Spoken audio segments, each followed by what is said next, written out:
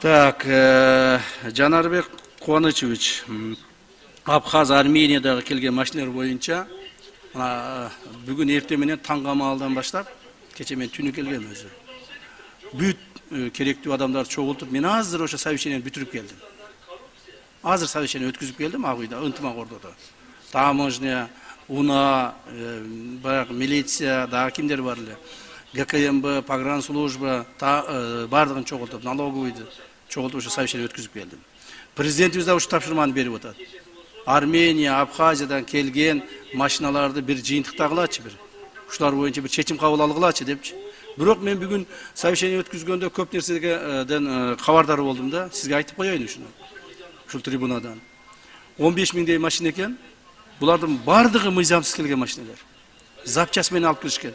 Башы бир машиненики, ортосу бир машиненики, аягы башка машиненики. Келген машинелердин 90% документи жок. Каяктан алып келди ал машинени? Кимден алып келди? Кимдин машинеси? Такыр эме жок. Легалдаштыруу кылабыз деп биз наоборот криминалдаштыруу кылып алышыбыз мүмкүн. Так. Анан булар алып келип эле өкмөт баары бир бизге легалдаштырып берет деген максатта эле ушундай эме кылып атышат. Мен бүгүн баарына тапшырма бердим. Ички иштер министрлигине, таможняга, ГКМБга бардыгына. Бир дагы ошол мыйзамсыз алып келген машина көчөлөрдө жүрбөш керек. Себеби ошол көчөлөрдө жүрүп, адамдарды ташып, такси болуп, канчалаган адамдардын өмүрүн алып атат. Канчалаган адамдардын ден соолугуна зыян келтирип атат. Инвалид болуп калып атат. Мына бүгүн МВД отчетун берди ошол жерде, мен укканда. Кыргызстанда болуп аткан авариялардын 3түн 2-си оң рулдуу машиналардан болуп атыптыр.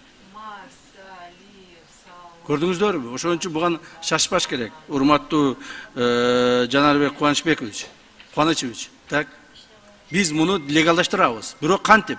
Биринчи этап, экинчи этап, үчүнчү этап кылып карайбыз. Биринчи этабында более-менее документи барларды карап чыгайлы деп атабыз. Кандай документиң бар? Көрсөтчү, алып келчи. Эч кандай документи жок, 0 документ менен мени легалдаштырып бер. Кантип сени легалдаштырабыз? Эч нерсе жок болсо, кандай кылабыз? Бул бир. Экинчиден, баягы более-менее технический состояниясы жакшыларын дагы комиссия менен карап чыгабыз. Экинчи этап менен легалдаштырабыз. Анан легалдаштырбай тургандары дагы бар. Аларды же тоок гана кылышат, же болбосо кайра алып чыгып кетишет, же аларды мен мыйзамды буза албайм. Легалдаштырбай турган ушундай машиналар бар. Таможняга айтсак, таможня айтат 5 миңден 12 миң долларга чейин растаможка төлөш керек деп атат. Макул, аны септеп кыскартайлы. Бирок болбой турган машиналарды талкаланган, сынып, эртең ичине адам түшсө, тура барып туруп эртең адамдарды майып кыла турган машиналарды биз легалдаштыра албайбыз. Муну ачык айтып коеюн. Коомчулук дагы уксун ошону. Андан сырткары, ошол 15 миң машинеси бар адамдар ар түрдүү баягы WhatsApp'тардан айтып, бири-бирине айтып, бизди укпай калат деп айтып атышат. Ай, чыгайлы, чогулайлы, митинг кыла коелу, тияк кыла коелу. Давайте давление кылайлы деп. Не думайте даже. Так. Ойлонуп көрбөгүлө дагы, ошо митинг кылабыз, тияк мыйзам бузабыз деп. Өзүңөр биринчиден мыйзамды бузуп, мыйзамсыз машиналарды алып келдиңер. Эми мындан буяка дагы мыйзамды бузуп, мамлекетти мындай давление кылабыз дейсиңер. Бул туура эмес. Урматтуу депутаттар, сиздер да түшүндүрүп койгула ошолорго.